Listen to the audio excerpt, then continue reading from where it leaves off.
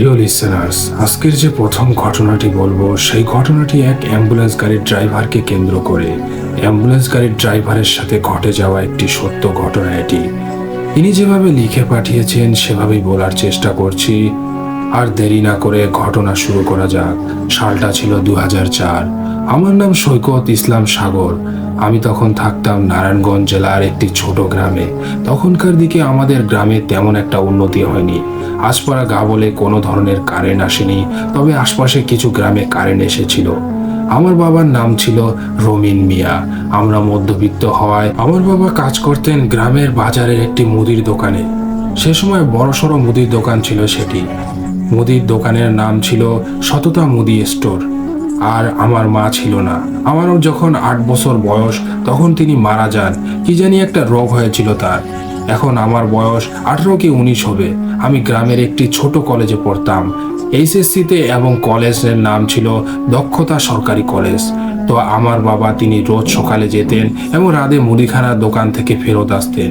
এভাবে দিন ভালোই কাটছিল আমার বাবার। তো একদিন হলো বিপত্তি। মুদিখানার দোকানের মালিকের নাম ছিল আবু হায়দার। তিনি ছিলেন অত্যন্ত খিটখিটে স্বভাবের লোক। একদিন তার ভাগিনা দোকানে আসে এবং পরামর্শ দেন নকল জিনিসপত্র বিক্রি করার এবং লাভ তাতে দ্বিগুণ হবে। তাই তিনি চালে কাকড় মেশাতে বললেন। আবু হায়দার মানে দোকানের মালিক, তিনি এ প্রস্তাবে রাজি হন। তার টাকার লোভ আরো বেড়ে যায়। তখন আমার বাবা রমিন মিয়া এসব করতে নিষেধ করেন, কিন্তু মালিক মানেন না। চালে কাকড় মেশাতে বলেন আমার বাবাকে। আমার বাবা অনেক বলে, কিন্তু তিনি শোনেন না। তাই তাকে বলে যে আমি আর এখানে কাজ করব না, এবং তিনি বলেন যে সৎ লোকের আমার দরকার নেই, তোর সততা নিয়ে তুই থাক। আমার বাবাকে কাজ থেকে বের করে দেয় এবং আমার বাবা তৎক্ষণাৎ বাড়ি চলে আসে এবং বাসায় এসে মুখ গম্ভীর করে বসে থাকে। তিনি আমাকে বলেন যে আমার কাজটি চলে গেছে, আমাদের কোনো নিজের কোনো জমি নাই, জমি থাকলে চাষাবাদ করে খেতাম, এটি বলে আমার বাবা। আমাদের যে কি হবে এখন, কি যে খাবো এখন, তা নিয়ে ভাবছি। আমি বলি বাবা তুমি চিন্তা করো না, একটা না একটা কাজ ঠিক জোগাড় হয়ে যাবে, দেখো দরকার হলে আমিও কাজ খুঁজবো। তিনি আমায় বলেন না, তোকে কাজ করার কোনো দরকার নেই, তুই পড়াশোনাটা ভালো করে কর। তো কাজ খুঁজতে লাগলে আমি খুঁজবো। এভাবে অনেক জায়গায় চেষ্টা করতে করতেই তিনি কোনো কাজ পাচ্ছিলেন না। আমাদের বাড়িতে তখন খাওয়া দাওয়ার মতো জিনিসও ছিল না। তখন আমার একমাত্র মায়ের স্মৃতি হাতের বালাটাও বিক্রি করার সিদ্ধান্ত নেয়। তিনি সেটা বিক্রি করলেন তার গ্রামের শেকরার কাছে। প্রায় পেল 20,000 টাকার মতো। টাকা পেয়ে বাবা বাজার থেকে বাজার করে এনে রান্না করেন এবং আমি ও বাবা মিলে খাই। সে দিনটি আমাদের বাপ ছেলের দিন ভালোই কাটলো। তো আমার বাবা এই গ্রামে কোনো কাজ না পেয়ে শহরে চলে যাওয়ার সিদ্ধান্ত নিলেন। কিন্তু আমি বললাম বাবা এইচএসসিটা এখানে দিয়ে যাই। তাই এইচএসসি পরীক্ষা দেওয়ার পর আমরা ছোট বাড়িটি বেচে দিই। বাড়িটি ছিল মাটির। বাড়িটি প্রায় 50,000 টাকায় বেচে দিল এবং তো শহরে আসার পর আমরা একটা ছোট প্লটে উঠি। তখন আমার বাবা কাজ খোঁজার চেষ্টা করে, কিন্তু কোনো জায়গায় কাজ পাচ্ছিল না। এক সময় কাজ পেয়ে যায় এবং নাইট গার্ড হিসাবে, মানে সিকিউরিটি গার্ড। কাজটি পেয়ে তিনি খুশি হন, আমাকেও বলেন। সেদিন আমার খুশির ঠিকানা ছিল না। তো আমার বাবা তারপরে দিন থেকে কাজে জয়েন করে এবং তার কাজ ছিল বেশিরভাগ রাতেই। তাকে নাকি একটি বাড়ি পাহারা দিতে হতো রাতের বেলা। তিনি ভালোভাবে প্রতিদিন যেতে থাকলেন। অনেক মাস কেটে গেল। তখন আমি ইউনিভার্সিটির প্রথম বর্ষের ছাত্র। এখন বলবেন ভাই আপনি কোন ইউনিভার্সিটিতে পড়েন? গ্রাম থেকে আসার পর আমি কঠোরভাবে পরিশ্রম করি, পড়াশোনা শুরু করি, আর আমি ঢাকা ইউনিভার্সিটিতে চান্স পেয়ে যাই। তো আমার বাবার অনুমতি নিয়ে আমি ঢাকায় চলে আসি পড়াশোনা করার জন্য নারায়ণগঞ্জ থেকে। আমার পাশাপাশি টিউশনি করে নিজের হাত খরচ চালাতাম। বাবা তো আছেই, টাকা পাঠাতোই। তো বাবা একদিন রাতে ডিউটি করা অবস্থায় একজন চোর নিহত করেন এবং তিনি মারা যান। তার সাথে থাকা কিছু সিকিউরিটি গার্ড আমায় ফোন করে বলে যে তোমার বাবা আজ মারা গেছে, তোমায় এখনই নারায়ণগঞ্জে আসতে হবে, জিএম হাসপাতালে চলে এসো। আমি সেখানে যাই এবং গিয়ে দেখি আমার বাবার নিথর দেহ পড়ে আছে, সাদা কাপড়ে মোড়ানো। আমি সে সময় নিজেকে আটকে রাখতে পারছিলাম না, অনেক কান্না করছিলাম বাবার লাশটি ধরে। সে সময় বাবার সাথে কাজ করা কিছু সিকিউরিটি গার্ড আমাকে সান্ত্বনা দেয়। তারপর আমি বাবার ফ্ল্যাটে যাই এবং সেখানে লাশ নিয়ে আসা হয়। বাবার লাশ আসার পর আমি নিজেকে আরও ধরে রাখতে পারি না, কান্নাকাটি শুরু করে দিই। কিন্তু সবাই আমাকে সান্ত্বনা দিতে থাকে।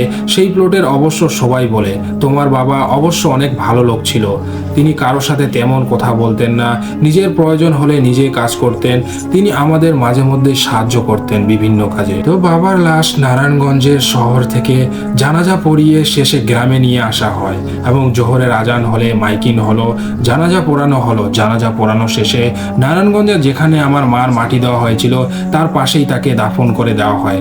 তারপর আমি আবার ঢাকায় চলে আসি ইউনিভার্সিটিতে পড়াশোনা করার জন্য। কিন্তু কিভাবে পড়াশোনা করব? আর টিউশনির খরচ দিয়ে তো আর পেট চলে না, তাই আমি বিভিন্ন ধরনের কাজ খুঁজতে লাগলাম, কিন্তু পেলাম না।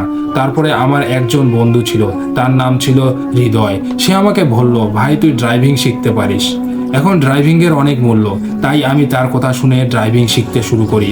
মাস কেটে গেল, অনেক মাস, প্রায় 9 মাস হবে, শিখতেই থাকলাম। যেখানে ড্রাইভিং শিখেছিলাম সেখান থেকে আমাকে সার্টিফিকেটও দিয়ে দিয়েছিল। তাই আমি ওই সার্টিফিকেট দিয়ে বিভিন্ন হাসপাতালে যেতে লাগলাম, সরকারি হাসপাতালেও গেলাম। কিন্তু তারা বলে আপনাকে আগে অ্যাপ্লাই করতে হবে, আগে সার্কুলার ছাড়ুক তারপর, এখন আপনাকে নেওয়া যাবে না। তাই আমি বেসরকারি হাসপাতালে গেলাম, এবং বিভিন্ন বেসরকারি হাসপাতালে গেলাম, তাও তাদের লোক লাগবে না বললো। তারপরে আমি একটি হাসপাতালে পেয়ে যাই। সেই হাসপাতালটি ছিল ঢাকা শহরের সবচেয়ে একটি বড় হাসপাতালের মধ্যে একটি, এবং হাসপাতালের নামটি ছিল সমিতা হাসপাতাল, এবং সেটি ছিল বেসরকারি। আমি তারপরের দিন হাসপাতালে চলে যাই। হাসপাতালের রিসিপশনে আমাকে সব কাজ বুঝিয়ে দেয়, যে আমাকে কটা থেকে কটা পর্যন্ত কাজ করতে হবে। আমার শুরু হবে সকাল 9টা থেকে, শেষ হবে রাত 10টা অবধি, 11টাও হতে পারে। আমার বেতন ছিল প্রায় 8 থেকে 10,000। এভাবে আমি রোজকার মতো কাজ করতে লাগলাম।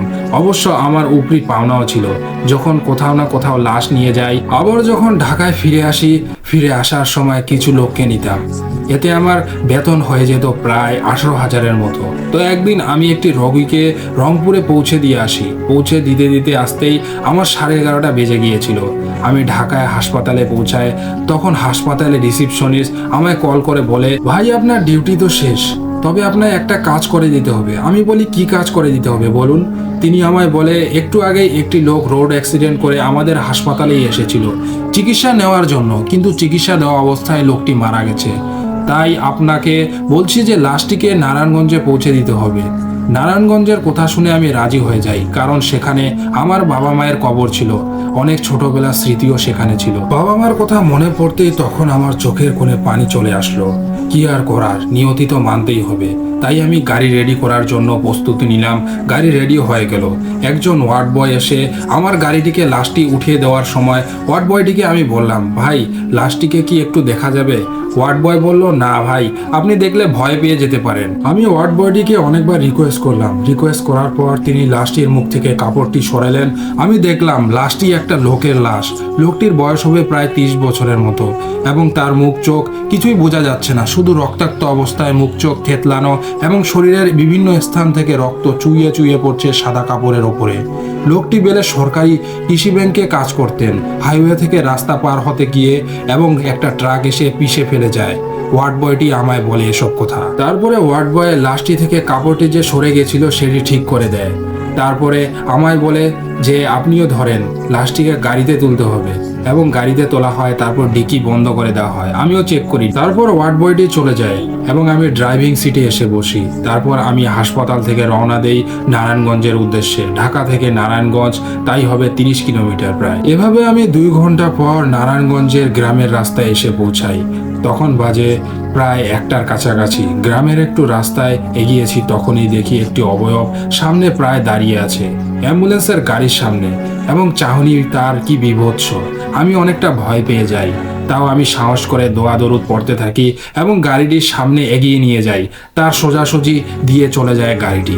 তারপর একটু গিয়ে দেখি যে আমার গাড়ির থেকে কান্নার আওয়াজ আসছে। কি বিভৎস কান্নার আওয়াজ!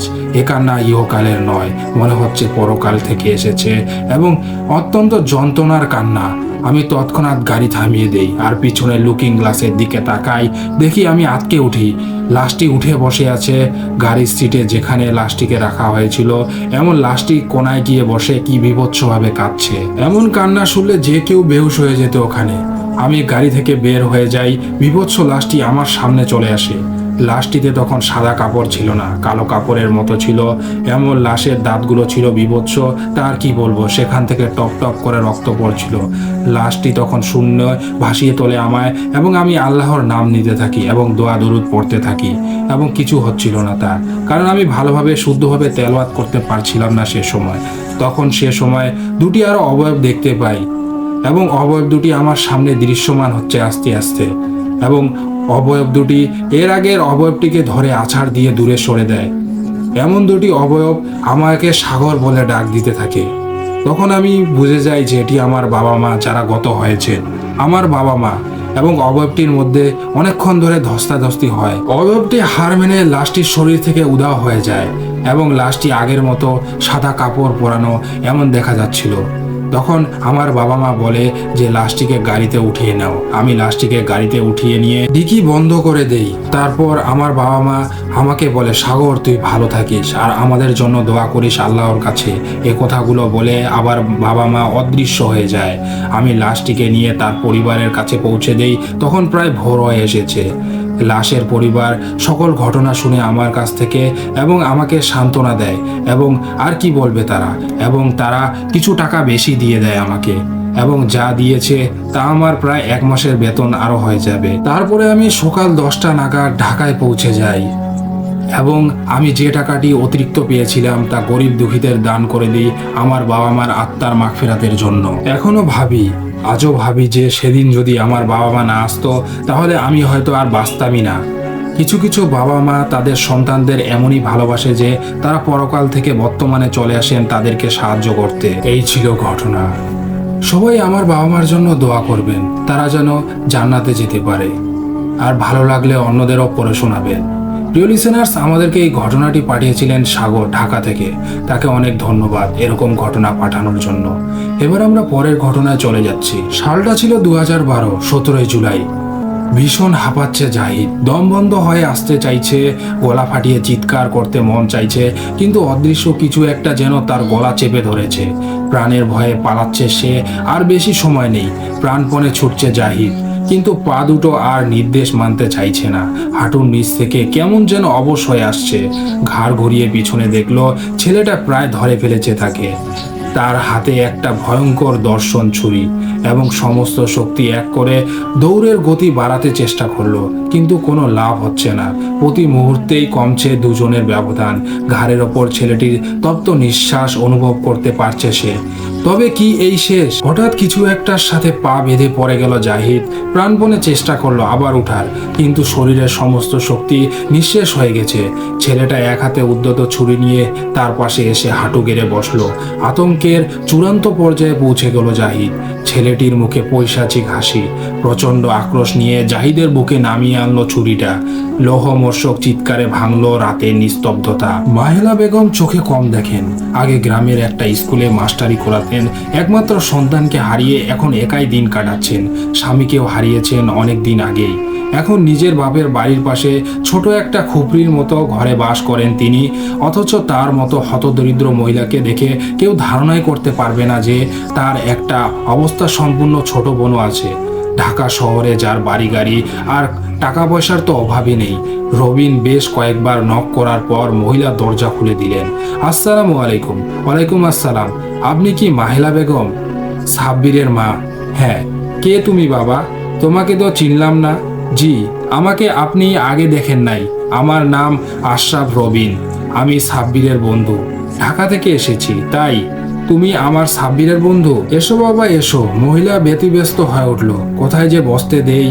গরিবের ঘরে বসার মতো কিছুই নাই। খালাম্মা, আপনি ব্যস্ত হবেন না। তুমি খাটের ওপর বসো বাবা, আরাম করে বসো, আমি তোমাকে বাতাস করছি। রবিন বসলো। খালাম্মা, আমি বেশিক্ষণ থাকবো না। কিছু কথা বলার জন্য আপনার কাছে এসেছি। তাই বললে কি হবে? যা বলার খাওয়ার পর বলবে। তুমি আমার ছেলের বন্ধু। তোমার অযত্ন হলে আমার ছেলের আত্মা কষ্ট পাবে যে। মহিলা কাঁদতে লাগলেন। রবিন কি বলবে বুঝতে পারলো না। তুমি বসো বাবা, আমি বাজার করতে লোক পাঠাচ্ছি।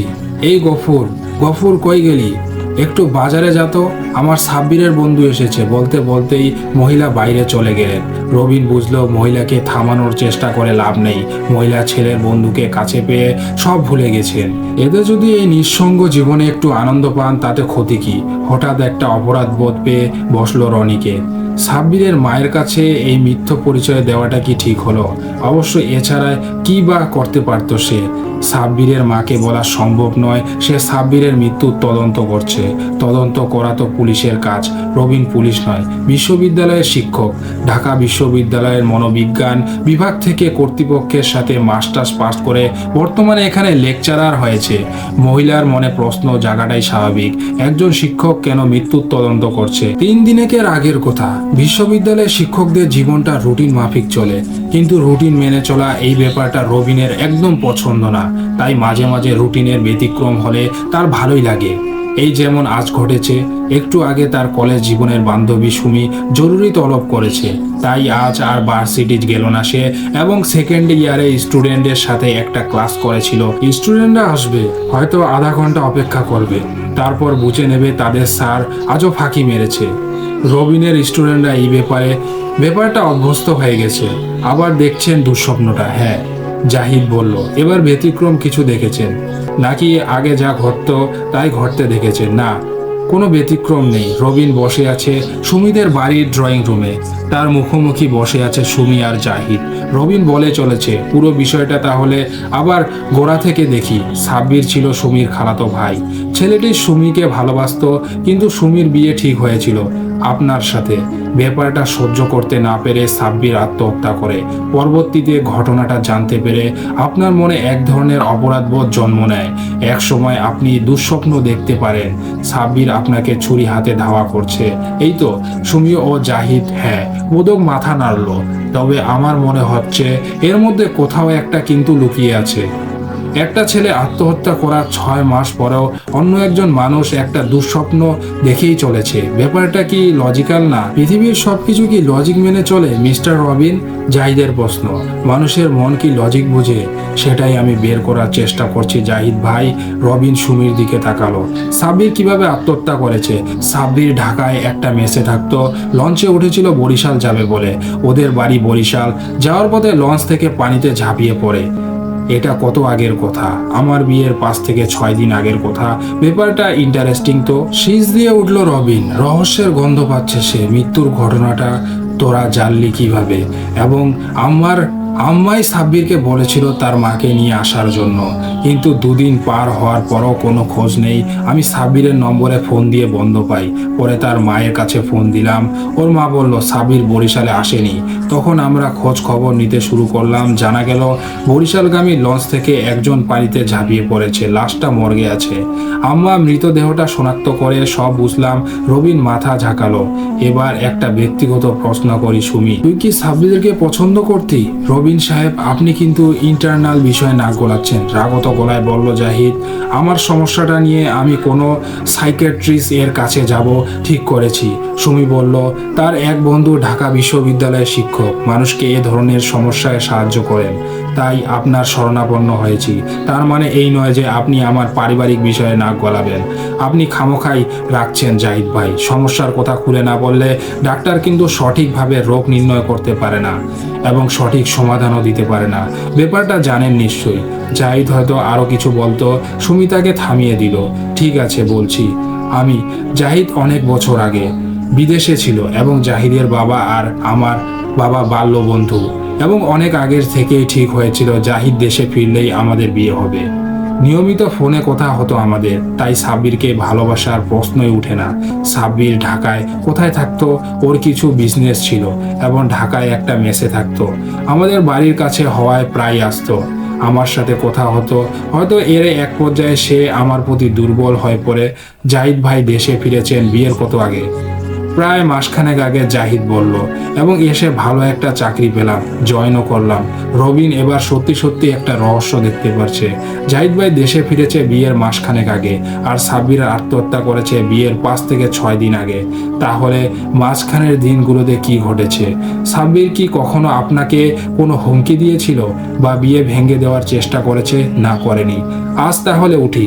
রবিন উঠে দাঁড়ালো। পুরো বিষয়টা নিয়ে একটু ভাববো আমি, আশা করি সুন্দর একটা সমাধান দিতে পারবো। কাল কি জাহিদ ভাই ফিরে আছেন? না ভাই, অফিস আছে। তাহলে আপনার অফিসে আসি দুপুরবেলা, আসুন। তবে একটা শর্ত আছে, খালি পেটে আসতে হবে কিন্তু। বসুন মিস্টার রবিন। রবিন আসলো। জাহিদ বলল, লাঞ্চের অর্ডার দেওয়া আছে, খেতে খেতে কথা বলা যাক। পিয়ন এসে লাঞ্চ দিয়ে গেল। গরুর মাংস, চিকেন রোস্ট, ডাল, ভর্তা, ভাজি, ভাত, বিশাল আয়োজন। দুজনে খেতে আরম্ভ করলো। আমি কথা বলার জন্য আপনার অফিসে কেন এসেছি বুঝতে পারছেন নিশ্চয়ই জাহিদ ভাই? পারছি। আপনি হয়তো এমন কিছু প্রশ্ন করবেন যার উত্তর আমি সুমির সামনে দিতে পারতাম না। ঠিক ধরেছেন, করুন প্রশ্ন। তার আগে বলুন, যা যা প্রশ্ন করব ঠিকঠাক জবাব দিবেন।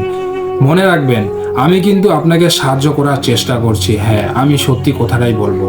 আপনার কি মনে হয় সুমির প্রতি সাব্বিরের ভালোবাসা একতরফা ছিল? তা তো মনে হয়। সুমির সাথে আমার সব সময় যোগাযোগ ছিল। না হলে সুমি আমাকে বিয়ে করতে রাজি হবে কেন? আর সাব্বিরই বা আত্মহত্যা করবে কেন? ব্যাপারটা যে আত্মহত্যাই ছিল সেটা শিওর হচ্ছেন কি করে? জাহিদের চোখে চোখ রাখলো রবিন। পা পিছলে পড়ে যেতে পারে, এবং অথচ কেউ ধাক্কা দিয়ে ফেলে দিতে পারে। জাহিদ চোখ সরিয়ে নিল। হতে পারে। সাব্বিরের মৃত্যুর সময় আপনি কোথায় ছিলেন? রবিনের প্রশ্ন। ঠিক মনে নেই।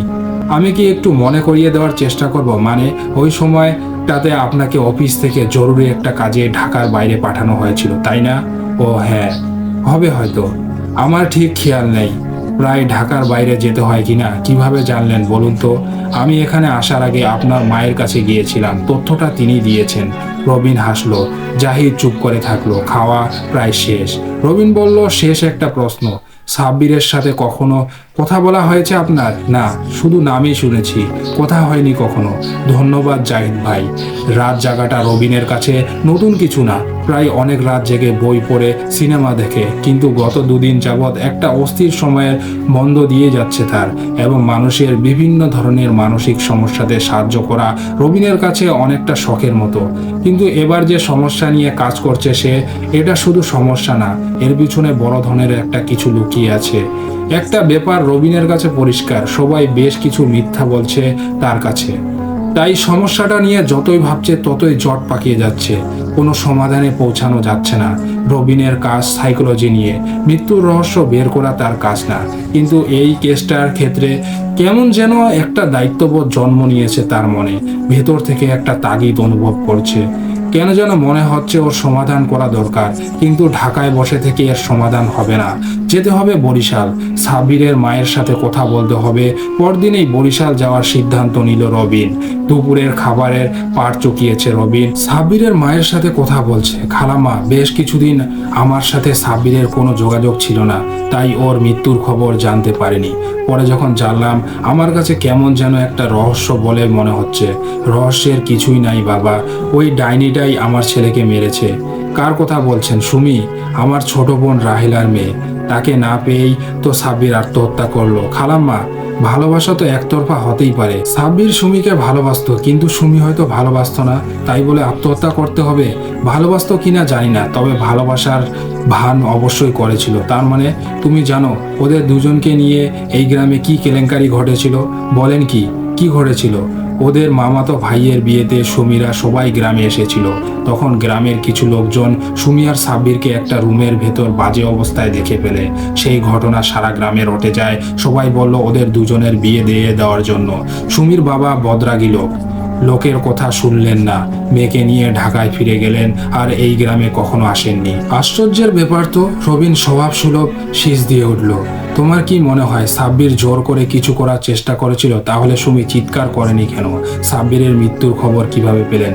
ওই ডাইনি আমার কাছে ফোন দিয়ে জানতে চাইলো সাব্বির এখানে এসেছে কিনা। আমি বললাম না, তারপর ওরাই খোঁজ খবর নিল। আপনি জানতে না যে সাব্বির বরিশালে আসছে? না, সাব্বির প্রতিবার আসার আগে আমার কাছে ফোন দিয়ে জানাতো, কিন্তু শেষবার আসার আগে কেন যেন সে আমার কাছে ফোন দেয়নি। রবিন বুঝলো ঢাকায় ফেরার পালায় চলে এসেছে। রাজ্যের জট প্রায় খুলে গেছে। জাহিদের অফিস রুম। তারপর মুখোমুখি বসে আছে রবিন। জাহিদ ভাই, খুব সম্ভবত আমাকে বেশ কিছু মিথ্যা বলেছেন, তাই না? যেমন ধরেন সাব্বিরের সাথে আপনার কথা হয়নি। জাহিদ মাথা নিচু করে থাকলো। সাব্বির খুব সম্ভবত আপনার অফিসে এসেছিল, আপনাকে ব্ল্যাকমেইল করার জন্য চেষ্টা করেছিল, বলেছিল তার কাছে সুমির অন্তরঙ্গের কিছু ছবি তোলা আছে। কি ঠিক বলেছি তো? হ্যাঁ। সাব্বির কি আপনার কাছে টাকা চেয়েছিল? না, বলছিল সুমির জীবন থেকে সরে দাঁড়াতে। আপনি কি করলেন? আমি সুমিকে ভালোবাসতাম। সুমির অতীত জীবন নিয়ে আমার কোনো মাথা ব্যথা ছিল না। সুমি বিয়েতে রাজি ছিল, তাই আমি সাব্বিরকে কিছু টাকা নিয়ে সরে যেতে প্রস্তাব দিলাম। সাব্বির কি বলল? কিছু না বলে বেরিয়ে গেল। আর একটা জিনিস বলবেন কি? কি? সাব্বিরের মৃত্যু আত্মহত্যা নাকি হত্যা? কি বলতে চাইছেন আপনি? সাব্বির যখন মারা যায় তখন আপনি অফিসের কাজে ঢাকার বাইরে যাননি, তবে কোথায় ছিলাম? লঞ্চে। সাব্বির যে লঞ্চে ছিল, প্রমাণ কই? এবং প্রমাণ করা পুলিশের কাজ। আমি পুলিশ নই জাহিদ ভাই। আপনি কি পুরো বিষয়টা আমাকে খুলে বলবেন? অবশ্যই বলবো। সেই জন্যই আপনার কাছে এসেছি। আমি চাই না আমাদের এই কথাগুলো সুমির কানে পৌঁছাক। বলুন। সাব্বির সুমিকে গভীরভাবেই ভালোবাসতো। হয়তো সুমির প্রশ্রয় ছিল তাদের মামাতো ভাইয়ের বিয়েতে সময় সুমিকে একান্ত কাছে পেয়ে সুমি আর সাব্বিরের নামে স্ক্যান্ডালটা ছড়িয়ে পড়ে এবং সুমির বাবা সুমিকে নিয়ে ঢাকায় চলে আসে। এখানে সুমির ভূমিকাটা আমার কাছে ক্লিয়ার না। যতটুকু মনে হয় সুমি তার সাথে প্রেম খেলছিল, কিন্তু ব্যাপারটা এতদূর গড়াবে সেটা সুমি ভাবতেও পারেনি। এর মধ্যে আপনি দেশে ফিরে আসলেন, চাকরিতে জয়েন করলেন, বিয়েতে ডেট ফিক্স হলো এবং সাব্বির একদিন আপনার অফিসে এলো, আপনাকে ব্ল্যাকমেইল করার চেষ্টা করলো, বলল সুমির জীবন থেকে সরে দাঁড়াতে। সুমি এদিকে যাই করুক না কেন, আপনি ঠিকই তাকে ভালোবাসতেন এবং আপনি বিদেশে ছিলেন। আধুনিক মনের মানুষ। স্ত্রীর অতীত জীবন আপনার কাছে কোনো চিন্তার ব্যাপার ছিল না, তাই আপনি সাব্বিরকে টাকা দিয়ে সরিয়ে দিতে চাইলেন। কিন্তু আপনি আসলে জানতেন না যে সত্যিকার অর্থে সাব্বিরের কাছে কোনো ছবি ছিল না।